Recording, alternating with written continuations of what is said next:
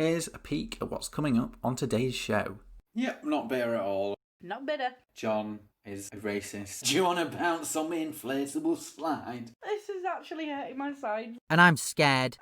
Probably just call the police,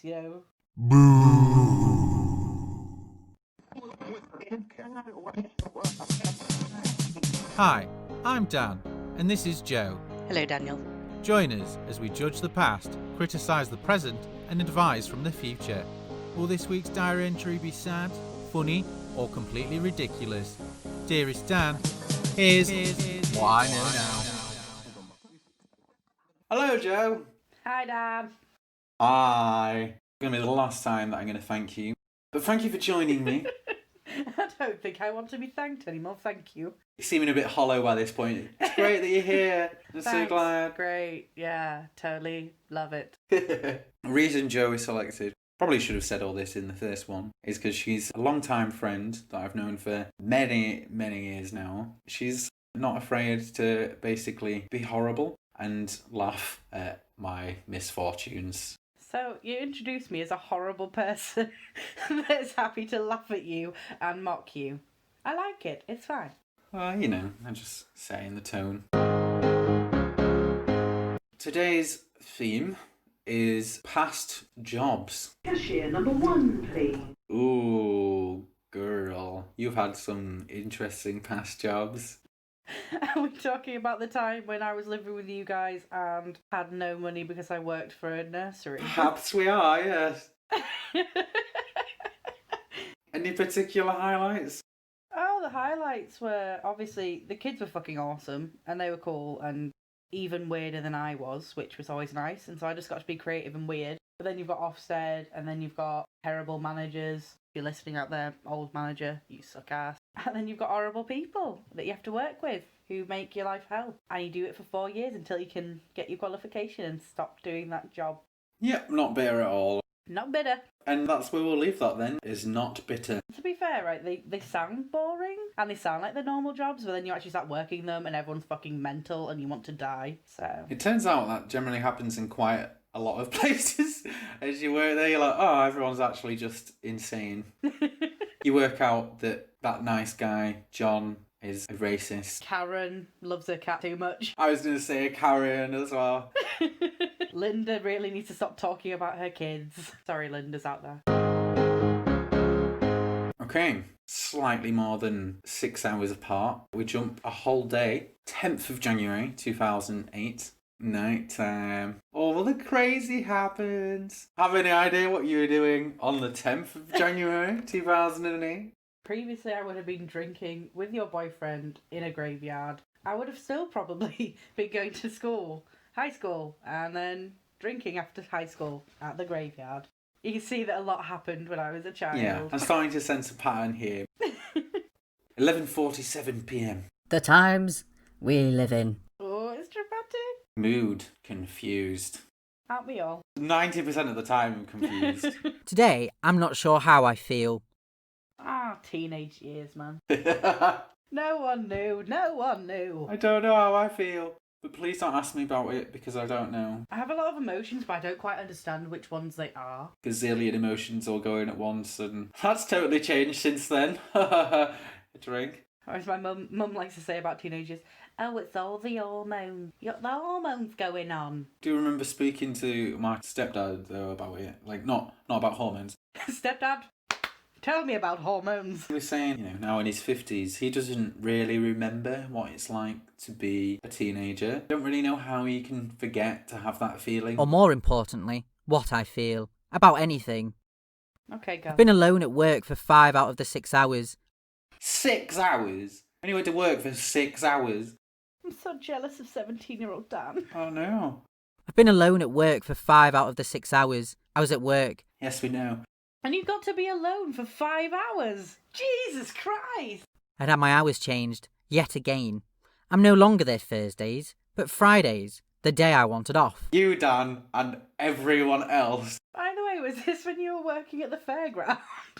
With the bouncy slide? Every time I mention Nigel at all, I obviously have to do his voice, because this is what it sounded like. Hell, Nigel's terrifying. His weren't bad.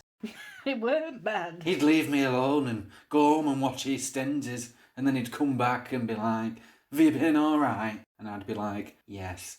Yep. Definitely not stealing money for my lunch from you right now. I'm just going to be listening to this going, fuck's sake. He'll be on a cruise somewhere. He was a bit of a gigolo. He had 2 women on the go. With that fucking voice as well. Oh, Maureen, come a bit closer, love.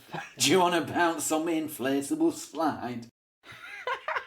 It's an offer too tempting to pass up. Well, it was see my slide, go on an expensive cruise with me. I'm down. I could go on about him for quite a while, but I will continue to read. I don't even understand why I keep feeling as if I have to do the hours to keep getting given. It's not my contract. But to be honest, I don't care now. It's done, and it's doable, unlike last time's events. Last time's events? What? Oh, Oh, you can't bring us in like this and then not tell us what last time's events are. Dearest Dan likes to keep it nice and vague of anything that happened before. I feel some things, but I don't know what. I wanted a reaction, but I don't know what. I don't know how I feel, but I'm not going to talk about it. I want you to tell me how I feel. I'm gay, but don't ask me any questions. Exactly. Don't understand why he keeps feeling as if he has to be on the hours that he keeps getting given. Like, that is probably why he's on those hours, because he's literally been shifted the hours. It's not in his contract. And, to be honest, he doesn't even care. It's done now. And he's fine. He's totally over this. Totally over it, but needs to write an entry. Hasn't done an angry journal entry several hours later, because he's totally fine with it. And it's all good. Totally fine. Anyway, what I hate about being alone at work is it gives me far too much time to think about everything. What did you have to think about at 17? Being gay and how no one reacted to it.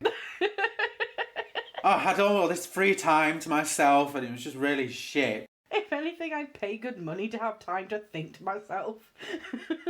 Too much time to think about everything. Do people who work in a supermarket really want to be there? I was working in a supermarket, by the way. Did they not have hopes and dreams before they enrolled in their career at a supermarket? What a bitch! God. This is actually hurting my sides. I'm just imagining you talking to someone that works at, just has a normal job there at a supermarket. They're trying to do the job, clock in, clock out, and you're there like, don't you have any hopes and dreams? You squalid little bastard. It's making a lot more sense as to why I was on my own for 5 out of the 6 hours of work. Oh, fucking hell. That damn. Don't go near him, lad. Hopes and dreams before they enrolled on their career at a supermarket. I think they did, but it's all about this idea of being tied down, stick to what you know, blah blah blah, crap stuff.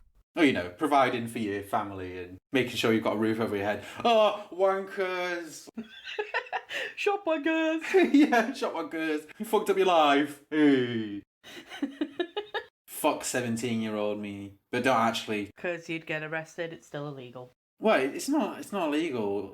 Oh no, you're legal at 16, right? Yeah, but It's frowned upon. yeah, it's definitely frowned upon. It's more for 16 can have sex with other 16, 17-year-olds, not 17 and show your butt to whoever.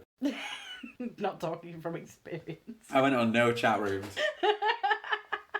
I asked this to the people. Is it a life? Or at most, a life worth living?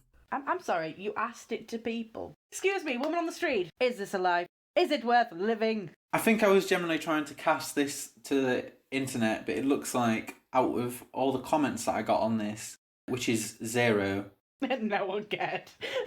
No one cares whether it's life or not. Too late. Is it a life, or at most a life worth living? I can't understand why we're made to do things we don't want to do. You're about to learn a lot more of that nonsense. Oh, he's got so much to learn. He's gonna hate every minute of it. And we're gonna laugh at it. We've already learned this now, and it was shit. Things are created to stop us from doing things, causing our lives to play out differently. And I'm scared. What is old you talking about? What does he mean? I don't know. The things are created to stop us, from earning an income and being able to have a job and live in a social structure in order to not be eating our own shit and living in dirt. Poop. Causing our lives to play out differently. So scared of becoming one of those people that live a life where they haven't done stuff because suddenly they find they're too. old. Fuck that. Dramatic little entry there. Apparently, you just get to a point where you're too old to do stuff, which is true, but when you're 17, you've still got plenty of life to do stuff. For example, having several other jobs. Anything else you'd like to tell us, Joe, of any memory, experiences, or anything on the 10th of January 2008? I can tell you a past story about a job I had. Go on. So, volunteered at Oxfam with one of my friends. And this one guy had obviously, I don't know, maybe been to prison, was the guy that was kind of all about security and stuff. He wasn't meant to be security.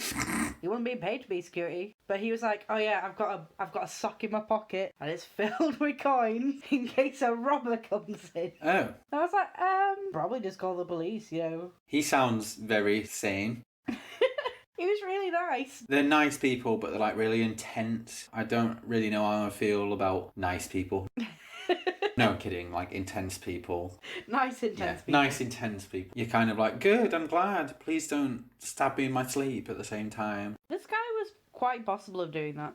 He was nice, but fucking nuts. Job letters! Yeah, I'm pretty sure I bitch about them at some point, because at 17, it's all about the bitchiness. All about the bitch. Dearest Dan, calm the fuck down.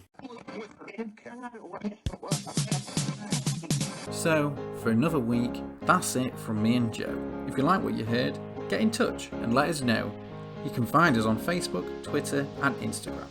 Now, here's Future Dan with a bit of advice. Thanks for listening. Dearest Dan, today I'm not sure what day it is, or more importantly, why I care. I'm sorry to hear about your work time loneliness of the 5 out of the 6 hours you were there. But unfortunately, sometimes these things happen, and life doesn't always go the way you want it to. Boo! Sometimes plans are horrible too. You need a balance of both plans and chaos to make life become something, to keep it interesting and fresh. The important thing to remember is the things you really want you must keep looking towards and working out how you get closer to that thing. Thinking can have a profound effect on a person, and it's rather addictive. Just try and remember that you don't have to process every thought that comes into your brain as it comes in, otherwise you'll go mad. Who said that? Hello, just me. Thanks for letting me know. I'm not sure if people who enroll at a supermarket all consider it to be a career when they first start. Most people just see it as a job. One day, you'll realize that we don't all go to work to better ourselves as people, or because we want to. We do it because we want that sweet dollar money to, not die in the streets or find ourselves in rather unpleasant circumstances. But don't worry, you have plenty of financial situations to struggle in before that one truly sinks in. Yes, I'm only just getting in control of it now, really, so enjoy living through that. Let me know if it feels like you haven't done stuff when you get here. Ta-ta for now. Thanks again for listening. Our theme music is by Isaac Clarke, sounds are provided by freesound.org, and artwork by Witch Please Illustrations. This week's shout out goes to my friend Tom and his store, TOMOTO, an independent clothing brand specialising in premium graphic t-shirts. Their graphics influenced by art, culture and nature, with a vision to create original clothing that inspires individuality. Check out tomoto.co.uk. This episode was brought to you in association with yourhappyplace.org.uk, a platform to support arts and mental health in Leeds, West Yorkshire. All links can be found in the show notes. Goodbye for now.